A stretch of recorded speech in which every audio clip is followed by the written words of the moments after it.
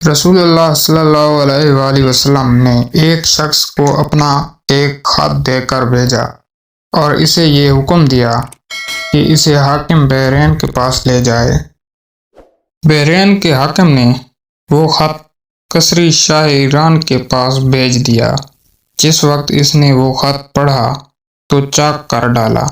راوی کہتے ہیں اور میرا خیال ہے کہ ابن مسیب نے اس کے بعد مجھ سے کہا کہ اس واقعے کو سن کر رسول اللہ صلی اللہ علیہ وآلہ وسلم نے اہل ایران کے لیے بد دعا کی کہ وہ بھی چاک شدہ خط کی طرح ٹکڑے ٹکڑے ہو جائیں۔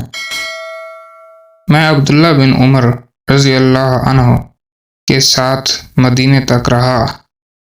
میں نے ایک حدیث کے سوا ان سے رسول اللہ صلی اللہ علیہ وآلہ وسلم کی کوئی اور حدیث نہیں سنی۔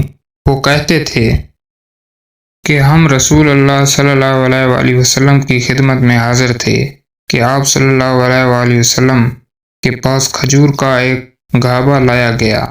اسے دیکھ کر آپ نے فرمایا کہ درختوں میں ایک درخت ایسا ہے، اس کی مثال مسلمان کی طرح ہے۔